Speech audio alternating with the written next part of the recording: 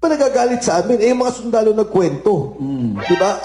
Ang kwento ng sundalo, nag-deliver sa bahay po, nag-deliver sa'yo, may kwento pang sinundo ka, hinatid ka. At willing yung mga sundalo umarap. Ang sabi pa nga ng mga sundalo, kasi tinanong ko, bakit ang konti ng mga congressmen, congresswomen? Sabi nila, sir, hindi ho namin kilala lahat.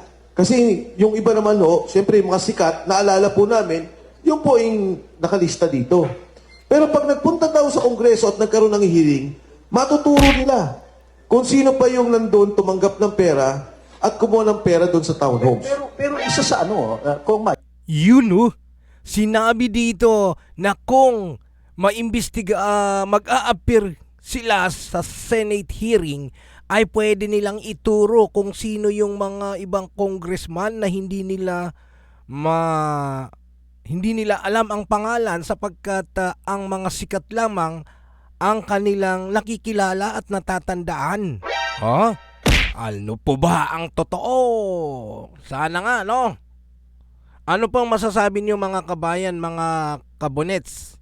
Grabe itong nilabas ni Mike Defensor. At ano ba talaga ang papel ni Mike Defensor dito sa pagtulong sa 18 Marine na sinasabi?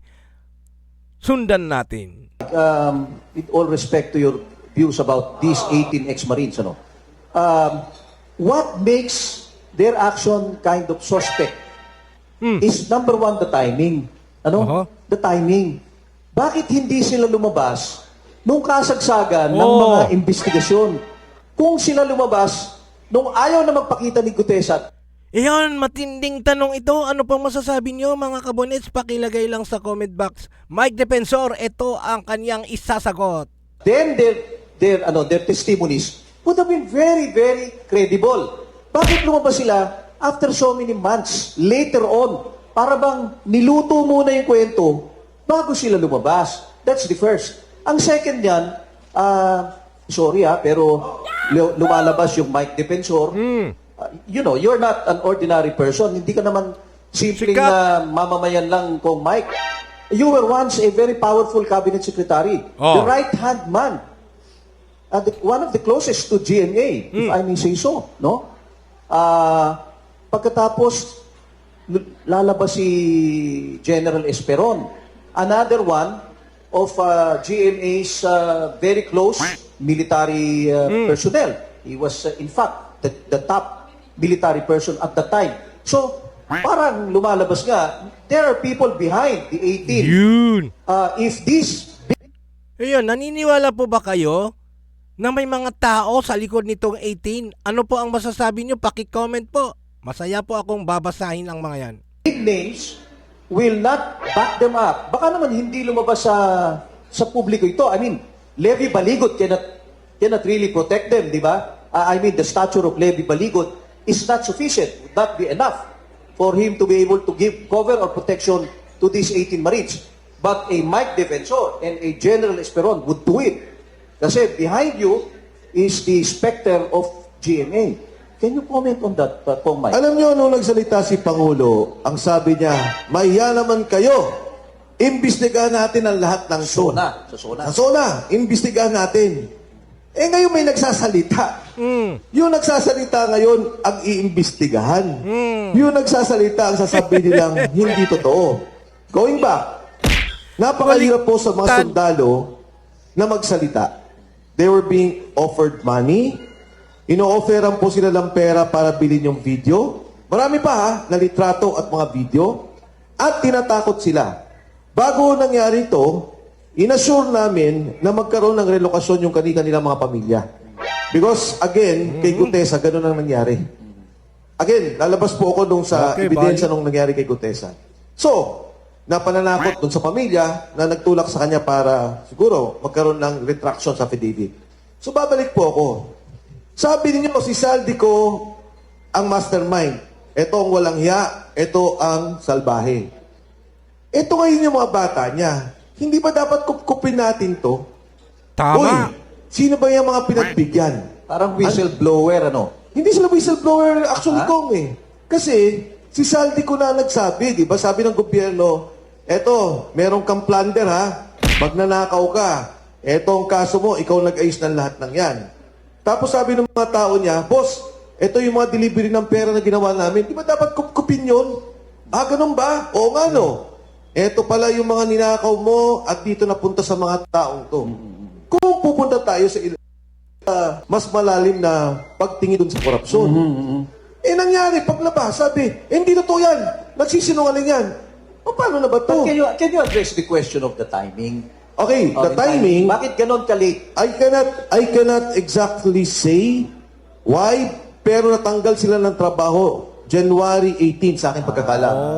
January 18, 2026. 2026. Sa mga taas nila ay may mga general na post sila. General na retired.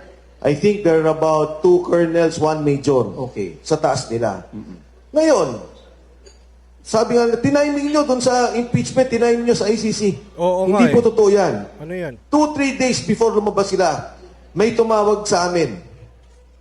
Iba-iba. Yung isang retired general Pwedeng ibang tao ang nag-arrange na iyon ang... at sa pagkaintindi ko mga kabunits, mga kababayan, may singit ko lang, anytime pwede silang lumabas kung sila ang masusunod. Pero siguro, yung sinabi niyang may tumatawag, ay nagbigay ng idea na bakit di natin taon sa 24 ng EDSA anniversary at sa ICC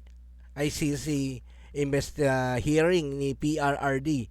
Ito'y opinion ko lamang kasi nagkataon di ba? O, tuloy natin.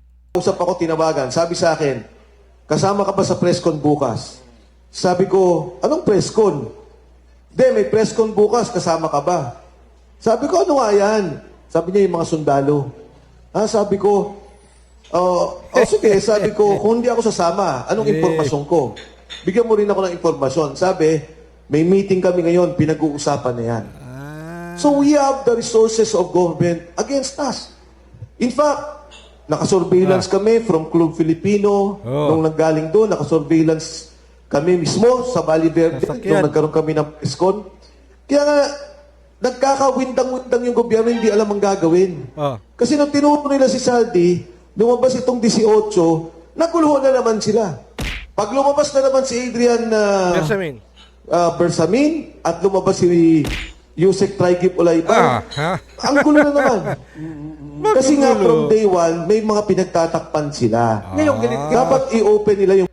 Ayan the word, pinagtatakpan. Ano sa palagay nyo ang kanilang pinagtatakpan, mga kabonets, mga kababayan? Pakilagay lang sa comment box. Yung sinabi niyang may pinagtatakpan. Magbigay ng opinion kung ano yon, sino yon. Basahin po natin, i-replyan ko po mga yan, babasahin ko po. buong investigasyon. I agree in principle to what you're saying, but isn't it the reason why you are getting a very difficult time? You're having a difficult time being able to introduce these people in evidence against yung mga pinagbibintangan nila is precisely because may pagtingin ng iba and na brand na yung buong enterprise na yan as a destabilization plot. Is that not the case? How do you see it? Pagdating po sa ombudsman at saka sa NBI, their job or their mandate is not to determine a destabilization. That's Their the job military's role. and the mandate, yes. Ang mandato po nila, tingnan kung may krimen. Sa ombudsman, kasuhan ng mga opisyal ng gobyerno na involved sa korupsyon, sa plunder ng pondo. Sumulat ka ngayon. Nangyari na nga yan sa Quezon City. May sumulat. Sabi niya, oy, may nangyayari sa bigayan ng tupad. Binabawasan yung bigay sa amin. Yung opisyal na yun, nagkakaso na sulat lang yun. Kasi upon verification of facts, may nakita sila. Oo nga, may nangyayari ng gano'n. Ito, pinirmahan. Notaryado, may litrato, may video. Ayaw nilang tanggapin. Di ba? Ayaw nilang pag-usapan. Pagdating namin sa NBI, ano sabi sa amin? We want to establish your credibility. Anong credibility? Abogado ba kayo ng akusado? Di ba dapat, pagdating natin korte, doon nyo kami sabihan na, hindi, politika yan, si Mike nasa likod yan, ganon. Eh pagdating pa lang doon, sabi, establish your credibility. Sa simula pa lang. Ano ba to? Kayo na ba ang kalaban natin? Kayo na ba ang abogado ng mga akusado? Alam mo, tingnan mo to, Kong JV, tingnan mo. Isa sa mga litrato, di ba? Sabi nila, Ang dami palang litrato, no? Mukhang napakarami ng literatong hawak nito si Mike Defensor. ang dami. May aeroplano pa. Aha. Kasi nga may mga delivery abroad eh. Grabe. Eto, pinapasok sa mismong unit. Eto, bahay yan eh. May Speaker Martin eh. Yung taas na yan. Yeah, I believe Speaker Martin Romualdez has a lot to answer for this. Kasi naniniwala ako na hindi mangyayari itong flood control scandal na to na hindi alam ni Speaker Agree. Martin. Agree. Di ba? Si Oo. Speaker Martin, it cannot be cut off at Saldico's level. Opo. I think hindi naman siya ini-implicate. Not by the Blue Ribbon, not by the ICI. Medyo fishy nga naman yun. Sige, please continue, So, Kong Mike. Ito yung sa ICI. Di ba? Bakit may report sa ICI? ICI? Kasi, ayan o, kasama nila mismo, yung mga ICI, ito, nagatid sila sa Makati, si Chantal. ICI? O bakit sila na may ganito? Kasi nagre-report sila eh. ICI? ICC. ICC. ICC. ICC, sorry. ICC. Not the ICI of Yes, BBM. ICC. ICC. ICC. So, kung titingnan lang na to at tutuhan ng investigasyon, makukita nila yung katotohanan. Na pagka nga, kung JB minsan yung walang media, makaupo mo sila, magkwentuhan kayo, magtanong kayo. Ano normal na normal yung kanilang Anyway mga kababayan, yan, narinig niyo yung pahayag ni Mike Defensor. Ano po yung masasabi niyo dyan? No? So paki-comment lang po dyan sa baba. Babasahin ko at mag-a-upload pa tayo ng highlight ng patungkol related dito sa Ghost Project, sa mga anomalya, at dito sa mga 18X na Marine na tumatayo sanang maging witness pero parang sinasabing incredible daw.